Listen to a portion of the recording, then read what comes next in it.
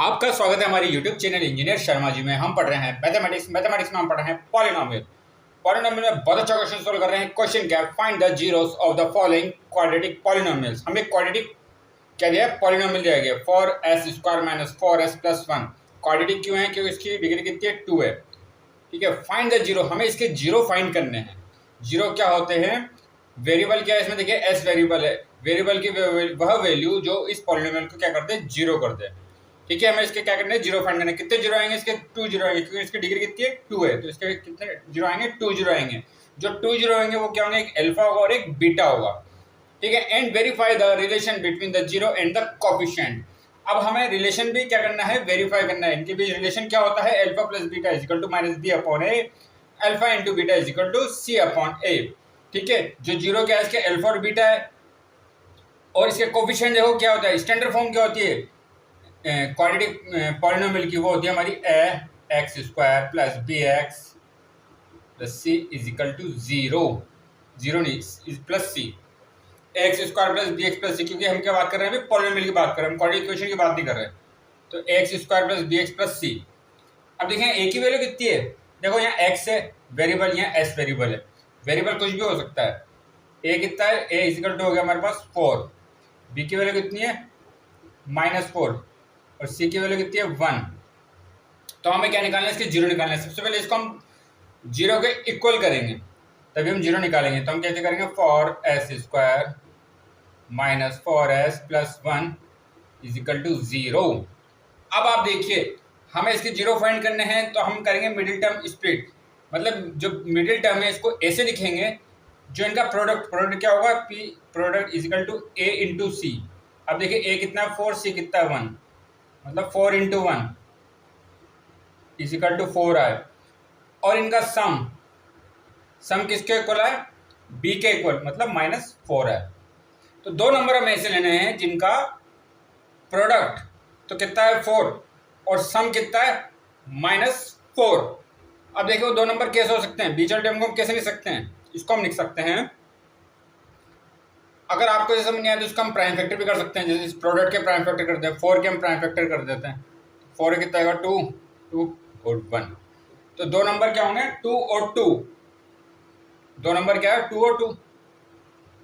अब देखिए इनका सम कितना चाहिए? -4, मतलब दोनों नंबर क्या है? नेगेटिव। अगर दोनों नेगेटिव को मल्टीप्लाई करेंगे तो कितना आ जाएगा? ये +4 हो जाएगा। तो इसको हम कैसे लिख सकते हैं? 4s² minus 2s minus 2s+1 is equal to zero.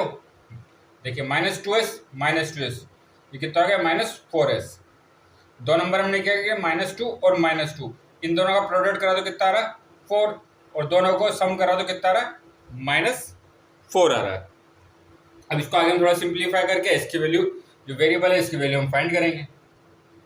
अब आप देखिए यहाँ से हम कॉमन क्या ले सकते हैं? 4s² माइनस 2s, तो 2s हम कॉमन ले लेते हैं। तो यहाँ क्या बचेगा? 2s -1। अब देखिए अंदर कितना है? 2s -1, तो यहाँ से -1 कॉमन ले लेते हैं।